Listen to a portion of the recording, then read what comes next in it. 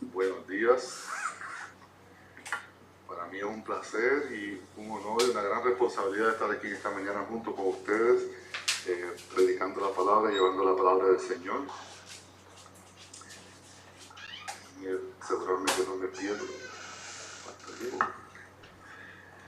En la mañana de hoy vamos a estar proclamando la palabra del libro de Mateo, capítulo 28, el texto que llamamos la Gran Comisión. Y el tema para el día de hoy es Evangelismo, un llamado para todos.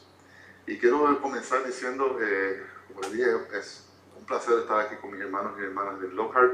Y les traigo saludos de mis hermanos y mis hermanas allá en High Point, de los pastores de High Point.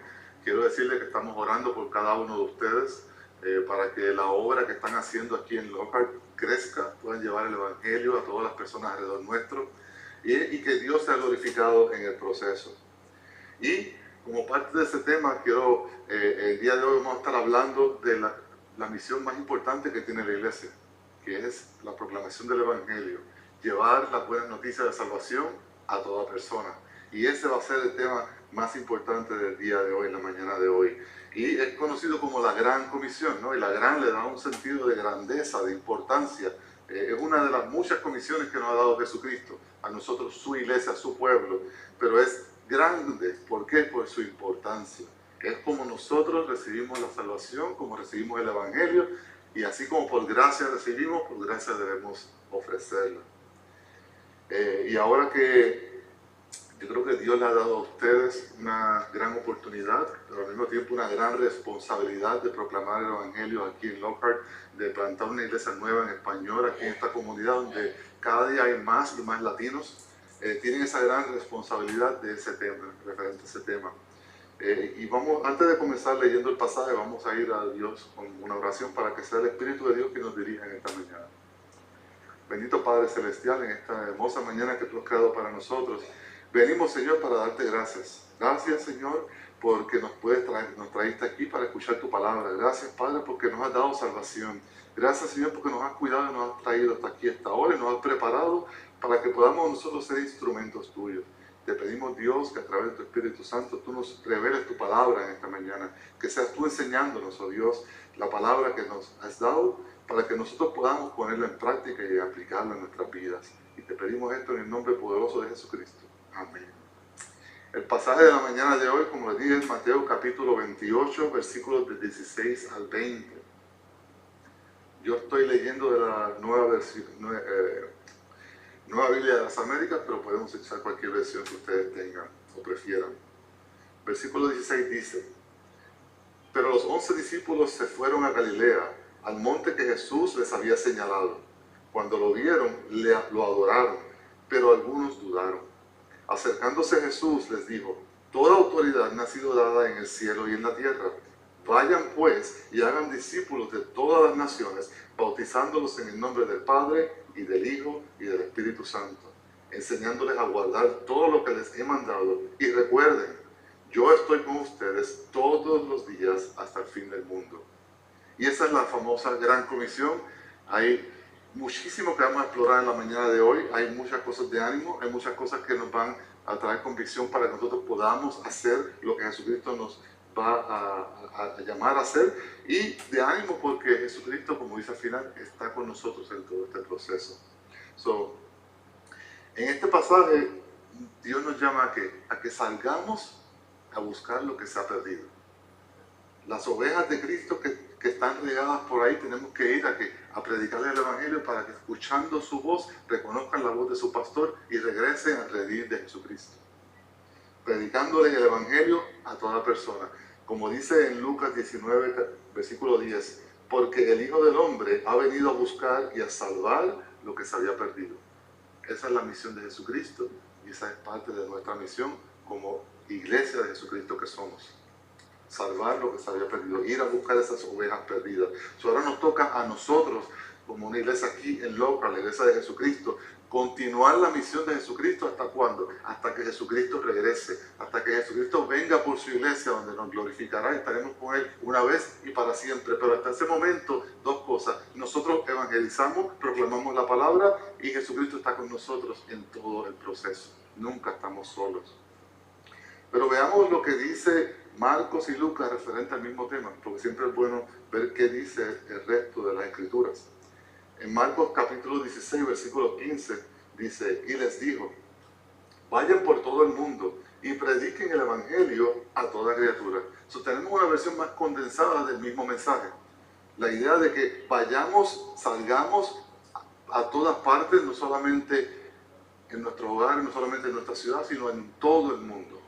¿Y qué hacemos? Y predicamos el evangelio a toda criatura, a toda creación, a toda persona, sin distinción, sin importar qué lengua hablan, sin importar cómo se visten, sin importar qué creen, sin importar si están en la cárcel, si salieron de la cárcel, si son borrachos o qué, no importa lo que esa persona haga, nosotros estamos llamados a proclamar el evangelio para que así como nosotros recibimos perdón de pecados, ellos puedan recibir perdón de pecados. Lucas 24, 46 y 47 dice, y les dijo, así está escrito, que el Cristo padecerá y resucitará de entre los muertos al tercer día, y que en su nombre se predicará el arrepentimiento para el perdón de pecados a todas las naciones, comenzando desde Jerusalén. Y nosotros, como su iglesia, debemos seguir las instrucciones de nuestro Señor, ir y compartir el evangelio para que para el perdón de pecados, para que las personas puedan recibir ese regalo gratuito. Estamos en ese tiempo de Navidad, tiempo hermoso, donde decoramos las iglesias, decoramos nuestras casas, nos damos regalos el 24 o el 25 en conmemoración al nacimiento de Jesucristo. ¿Qué mejor regalo que ofrecerle a las personas que perdón de pecados a través de Jesucristo? Ese es el mejor regalo que hemos recibido de Dios y es el mejor regalo que tenemos que compartir a todo el mundo. Y como iglesia de Cristo, ese es nuestro llamado, ir y compartir ese regalo que nos ha dado Dios. ¿Y cuál es ese regalo? Es el evangelio. ¿Y qué es el evangelio?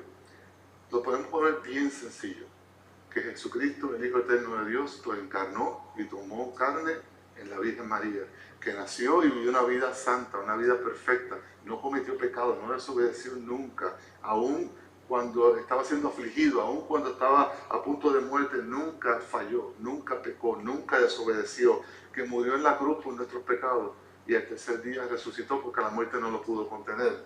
Y que no solamente resucitó, sino que lo fue visto por los apóstoles, fue visto por más de 500 personas. Hay muchos testigos de esa resurrección. Y luego, ¿qué hizo? Ascendió al cielo y tomó su lugar de gloria, sentado en el trono a la diestra de Dios Padre. Y fue declarado Rey de Reyes, Señor de Señores.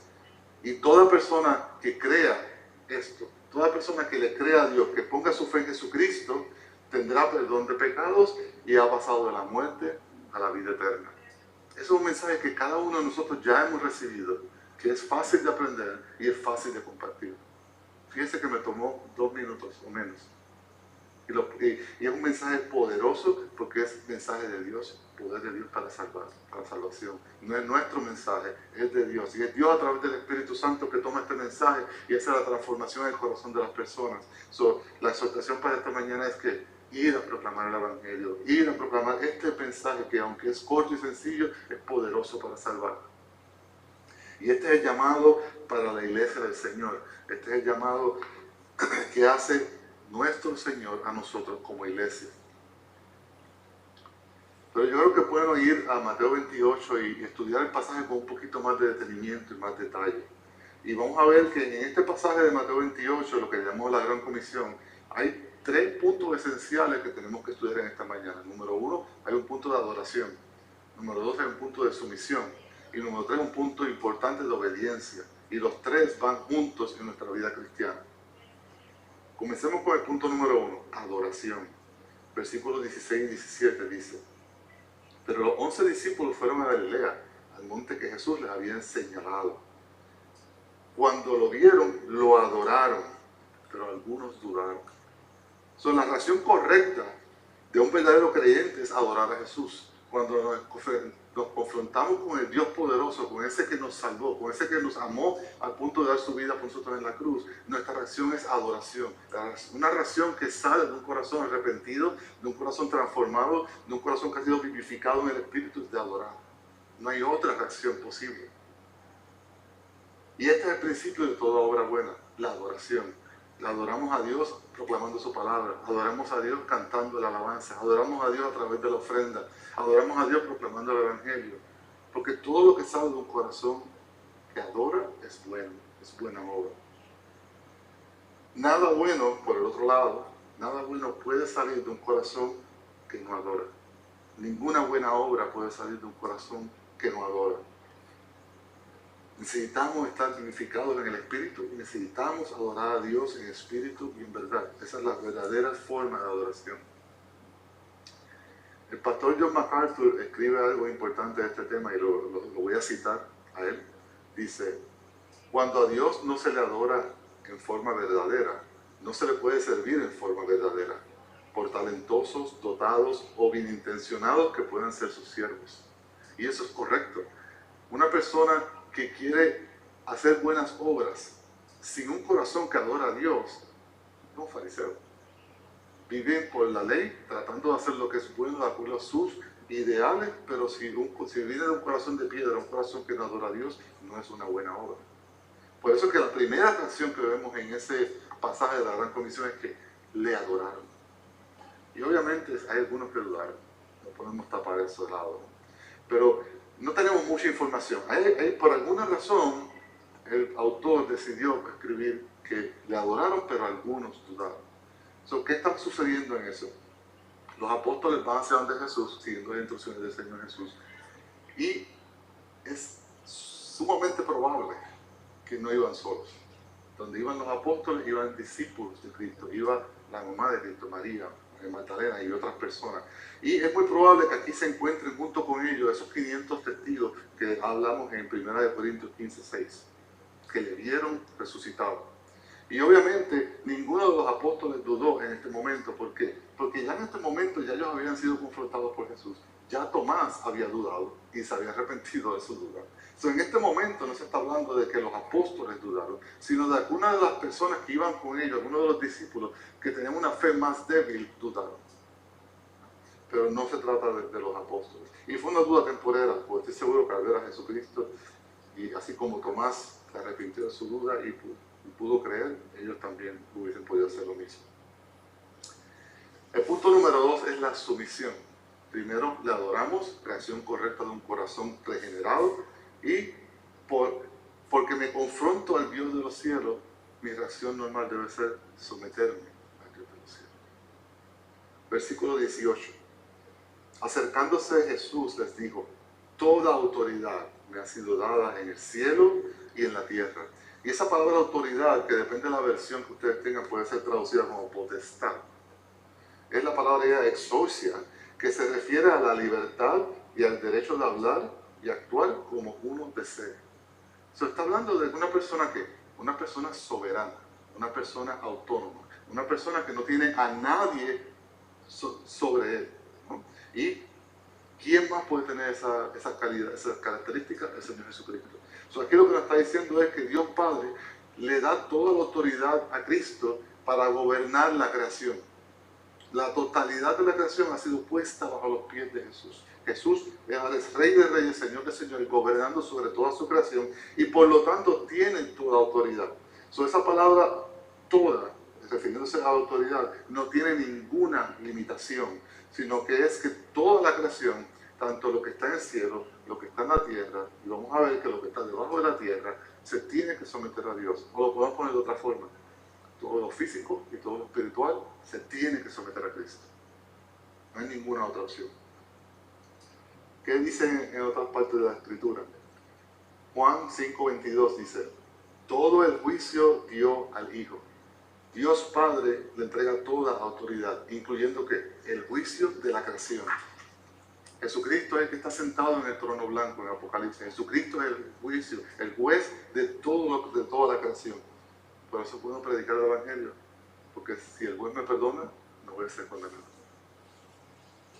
Hechos 2:36, le ha hecho Señor y Cristo. A este Jesús que nació de la Virgen, que vivió una vida santa, que murió y resucitó, Dios Padre lo ha hecho Señor, lo ha hecho Adonai, lo ha hecho Señor sobre todas las cosas, y lo ha hecho Cristo, que es el título mesiánico de Rey. En Filipenses 2, del 9 al 11, dice, lo exaltó hasta lo sumo y le dio un nombre que es sobre todo nombre, para que en el nombre de Jesús se doble toda rodilla de los que están en los cielos, en la tierra y debajo de la tierra, y toda lengua confiese que Jesucristo es el Señor. Toda autoridad en toda la creación, no hay excepción. Hay algunas personas que todavía se resisten a la autoridad de Cristo, pero llegará al punto que van a tener que doblar sus rodillas. Igualmente las huéspedes celestiales. Esa autoridad que le ha sido dada a Jesús por el Padre es una autoridad de gobierno sobre toda la creación, como Cristo, como Mesías, y tenemos que reconocer que es una autoridad temporera. ¿Por qué temporera? Porque Dios Padre envía a Jesucristo con una misión sumamente importante, y una vez termine la misión, dice en 1 Corintios 15:24, que Jesucristo le entrega todo al Padre. La misión de Jesús es ¿cuál? Salvar lo que se había perdido, que son sus ovejas, como leímos anteriormente, traer justicia y traer restauración en la creación, la cual fue maldecida por causa de nuestros pecados. Cuando Jesucristo termine toda esa misión, ¿qué es lo que estamos esperando? ¿No? Que el Señor venga, que el Señor regrese y nos busque, glorifique nuestros cuerpos, traiga justicia y reconciliación a todo lo que existe. Cuando ese momento llegue y eso sea completado y culminado, esa autoridad Jesucristo se la devuelve del Padre, porque todo es del Padre. Pero mientras tanto, toda autoridad de Cristo. Y Jesucristo, que es nuestro Señor, nuestro Salvador, nos dice que hagamos que vayamos y hagamos discípulos, que proclamemos el Evangelio. Por lo tanto, tenemos que seguir teniendo en mente eso, que vayamos a, a proclamar el Evangelio.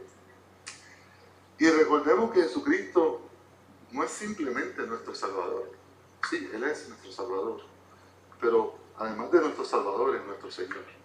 Y como Señor tiene autoridad sobre nosotros, como Señor tiene el derecho a nosotros que fuimos comprados con un precio caro, más valioso que el oro y la plata, que es la sangre de Cristo, de decir, sí Señor, usted manda, yo hago. Porque lo que usted dice es bueno. Lo que yo pienso quizás no. Su voluntad siempre es buena, su voluntad siempre es perfecta. Y el punto número 3 es la obediencia. La obediencia, y eso lo vemos en el versículo 19 al 20. Y si se dan cuenta, en ese versículo, en 19, comienza diciendo, por tanto, o pues, depende de la traducción que ustedes estén utilizando. ¿Qué Jesús nos está diciendo? Jesús está diciendo, esto que te voy a enviar a hacer ahora, este mandato, no es porque a mí me da la gana, no es porque soy caprichoso, no. Tiene un fundamento.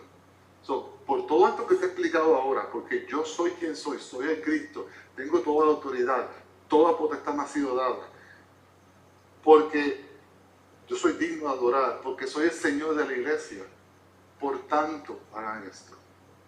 Hay unas razones válidas y justas por las cuales nosotros debemos obedecer a nuestro Dios. Y esa obediencia es basada en amor. Esa obediencia es basada en ese amor que hemos recibido de Dios, que lo amamos en obediencia a Él. Si se dan cuenta, tenemos 3 cosas que van de la mano. Tenemos la adoración a Dios, que al yo reconocer quién es Dios, me someto a Él, y al yo ser su discípulo, Él es mi Señor, lo amo en obediencia. Son nuestros actos, nuestras obediencias, no son algo legalistas, sino son una reacción al amor que tenemos por nuestro Señor Jesús. ¿Cómo podemos resumir los mandamientos?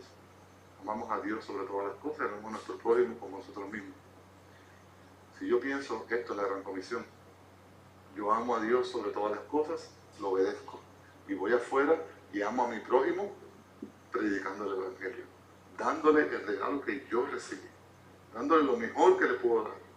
Si le doy comida, mañana tiene hambre. Si le doy ropa, mañana tiene frío. Pero si le doy el Evangelio, tiene salvación para siempre. Tiene perdón de pecados para siempre. Es una nueva criatura en Cristo para siempre. Esto es importante. Lo demás tiene su importancia, pero esto es eterno. ¿Qué nos dice que tenemos que hacer? Vayan y hagan discípulos de todas las naciones, bautizándolos en el nombre del Padre, y del Hijo, y del Espíritu Santo, enseñándoles a guardar todo lo que he mandado. En estos pasajes tenemos 4 órdenes. 4 órdenes que no podemos perder de tiempo. No podemos enfocarnos en uno y olvidarnos de 3. Son 4 órdenes. ¿Cuál es la primera? Vayan. Debemos estar activos en nuestra vida cristiana. No voy a sentarme en mi casa a esperar que lleguen personas a quien yo le pueda predicar el Evangelio. No voy a sentarme aquí en la iglesia a esperar si viene alguien por ahí y Ramón le predica el evangelio. No, vayan. Tenemos que salir de nuestra comodidad, tenemos que salir de nuestros hogares, tenemos que salir de nuestros miedos y predicar el evangelio. No tenemos que enseñarle toda la Biblia. Si se la sabe, le puede enseñar gloria a Dios.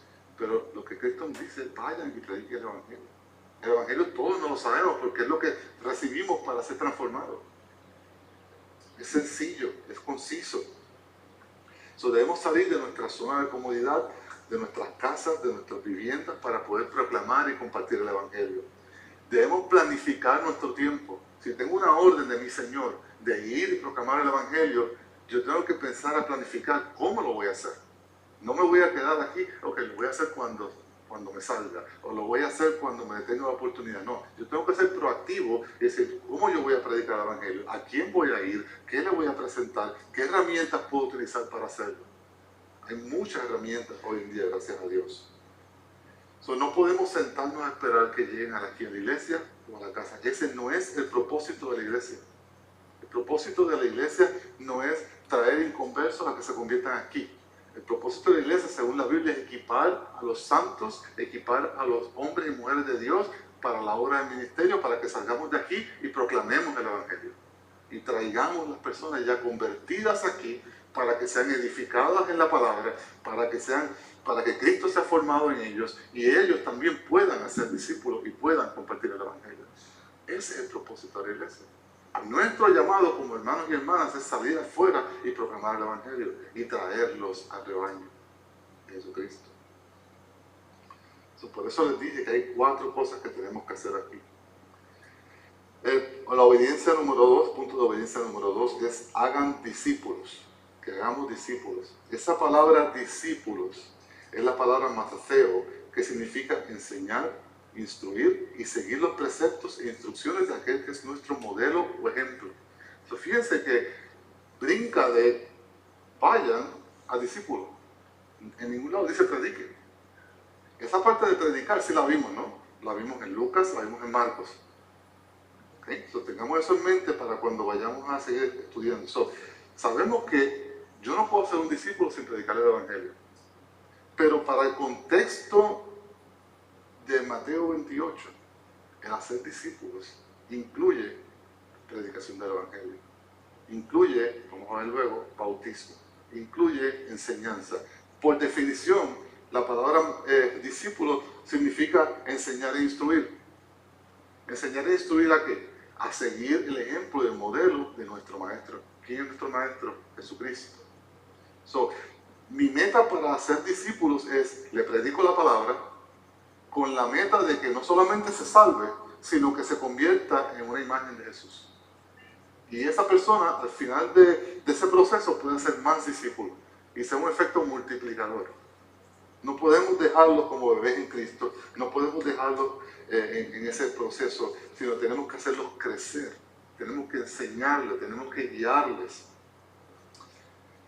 Y la tercera orden que nos vemos en ese pasaje es bautícenlos. ¿Por qué? El bautismo va atado a nuestra fe. Cuando yo me predican el evangelio, mi corazón es transformado, regenerado. Ahora tengo un corazón de carne. Era una vieja criatura, ahora soy una nueva criatura. Ahora yo puse mi fe y mi esperanza en el Señor Jesús. Mis pecados son perdonados. Hay muchas cosas que suceden ¿dónde? Adentro. ¿Y qué hace el bautismo? El bautismo trae todo eso público. El bautismo es una ceremonia pública donde esa persona confiesa lo que ya cree y lo presenta de una forma visual para el mundo. Lo sumergimos en el agua, su muerte al viejo hombre. Sale del agua, resurrección como una nueva criatura. Públicamente está diciendo, ya yo no soy quien era, Cristo me hizo nuevo, ahora le pertenezco a un nuevo Señor, ahora pasé de la muerte a la vida, de la oscuridad a la luz. Y ahora públicamente voy a vivir una vida diferente. ¿Por qué? Porque voy a ser como mi Señor Jesús. Voy a transformarme como Cristo. Quiero ser como Cristo. Esa es mi meta. En otra palabra, vayamos, prediquemos el evangelio, bauticemos a las personas y les enseñemos ¿Para qué? Para que puedan ser edificados, puedan crecer y puedan ser como Cristo. Cristo puede ser formado en ellos. Si se dan cuenta, el bautismo es importante y es parte esencial de la vida cristiana. Pero en ningún momento podemos decir que el bautismo salva. Somos salvos por gracia a través de la fe, pero el bautismo representa lo que ha sucedido en nuestro interior. Conocemos una sola persona en toda la Biblia que creyó y no se bautizó, porque estaba clavado en una cruz. No podía bautizarse. Pero en todos los demás ejemplos bíblicos siempre viene la fe y viene el bautismo de esa persona y de su familia. El bautismo es muy importante. Además de que al bautizarnos nos identificamos con un Dios trino. Nos identificamos como Dios como Padre, como el Hijo, nuestro Señor y Salvador, y como con el Espíritu Santo que mora en nosotros y nos da el poder y la dirección para poder hacer la obra. Y el punto número 4 que nos enseña este pasaje es enseñarles. Vayan, hagan discípulos, bautícenlos y enséñenles. Y si se dan cuenta, va todo en conjunto. Nunca la meta debe ser, vamos a salvar personas, sino vamos a ser discípulos. ¿Por qué? Si yo hago mi meta, me enfoco en salvar personas, ¿cuál va a ser mi tarea? Predicar el Evangelio. ¿Eso es malo? No, buenísimo. Pero ¿qué pasa si dejamos a un bebé en Cristo y no hacemos nada más? ¿Qué pasa si no lo dirigimos al bautismo? ¿Qué pasa si no lo enseñamos? Si no lo edificamos? Si no lo hacemos crecer en Cristo? Se va a caer de la fe. No va a poder llegar a cumplir las metas que Dios quiere para él o para ella. Nuestra meta siempre debe ser hacer discípulos, comenzando con la evangelización y terminando con un discipulado a largo plazo. Tenemos que enseñarle todo aquello que nosotros hemos recibido. Tenemos que enseñarles cómo estudiar la Biblia. Tenemos que enseñarles cómo vivir como Cristo vivió. Tenemos que enseñarles cómo vivir una vida en medio de las pruebas y las dificultades. Tenemos que enseñarles cómo resistir las tentaciones y mantenernos fieles a Dios. Tenemos que modelarle a Cristo nosotros para que esas personas puedan en un futuro hacer lo mismo con otras personas. Hay 4 puntos muy importantes. Ahora bien, ¿cómo termina el pasaje de la Gran Comisión? Y a veces perdemos esto de vista. Miren lo que dice en el versículo 20. Recuerden. En otras palabras, siempre tenganlo en la mente. Nunca se nos olvide. Siempre tenganlo presente. Yo estoy con ustedes todos los días hasta el fin del mundo. ¿Qué es lo que tenemos que recordar? Que no estamos solos. ¿Qué es lo que tenemos que recordar? Que aunque haya tribulación y problemas y dificultades al frente nuestro, y rechazos, insultos, cáncer o muerte, Cristo está con nosotros. No tenemos nada que temer. Tenemos para el pueblo, para el mundo, el mensaje de salvación, que es poder de Dios para salvación. No es nuestro mensaje, es Cristo el que hace la obra a través del Espíritu Santo. Nuestro llamado es ir y decirlo. Recordemos que toda buena obra que nosotros hagamos ya ha sido preparada para nosotros de antemano por el Señor Jesús, y eso lo podemos ver en Efesios capítulo 2, versículo 10. Por lo tanto, si toda buena obra ya Dios la preparó de antemano para que yo la haga, y yo soy instrumento de Cristo, quiere decir que cada vez que yo proclame el Evangelio, Dios está en ese proceso. No solamente Dios está ahí, sino ya Dios lo ha planificado. No tengo nada que temer. Dios está en la obra, Dios está haciendo la obra, Dios está preparando el camino, Dios me está equipando, Dios me está dando la memoria de los pasajes, los versículos, cómo explicarlos, etc. Eso no se trata de nosotros. Nosotros tenemos el llamado de ser los sembradores. ¿Recuerden la parábola del sembrador? ¿Qué hace el sembrador? Regaba la semilla. ¿Dónde? En todos lados. La tiró en el camino, la tiró en la piedra, la tiró en los espinos y la tiró en terreno fértil. El trabajo del sembrador en esa parábola no era buscar el terreno fértil, era tirar la semilla. Dios se encarga de dónde cae la semilla y Dios se encarga de dar el crecimiento a esa semilla. Mi trabajo es regarla, mi trabajo es darla, mi trabajo es sembrar donde yo pueda. Lo demás se lo dejamos a Dios. Oramos, Dios, esta es tu obra, úsame, trabaja en ese corazón. Lo demás es de Dios. No se trata de mi trabajo, sino se trata del llamado que Dios nos ha hecho. Este llamado es un llamado vitalicio. un llamado que nunca se acaba, a menos que Dios regrese hoy, entonces sí se acaba. Pero mientras tengamos vida y Cristo no haya regresado, tenemos que salir a proclamar el Evangelio, tenemos que salir a predicar la palabra. Mientras tanto llega Jesús, seámosle fieles a Dios, amémosles en obediencia, proclamemos la buena nueva de salvación a toda persona. Y mis hermanos, como parte de eso, les traje a la iglesia una caja, creo que hay como 800 tratados en español, para que los compartan, tomen todo lo que quieran, compártanlo. Estamos rodeados de latinos. Vayan a Chiví, Poco Loco, donde quiera que se lo encuentren, háblenle, denle esto. Es como una caricatura, es interesante, les va a llamar la atención. Tengan una oportunidad de proclamar el Evangelio, a donde quiera que puedan. Si no tienen mucho tiempo, le escriben su teléfono, toma, me llama si tienen dudas. Léelo, ¿qué te parece? Busquen la forma. Esta es una herramienta de miles de herramientas que hay afuera. Lo importante es que proclamemos el Evangelio, que tengamos la valentía y recordamos que es Dios el que nos da el mandato, es Dios quien nos equipa, es Dios quien nos da las herramientas y las palabras para decir en ese momento. Que el Señor les bendiga.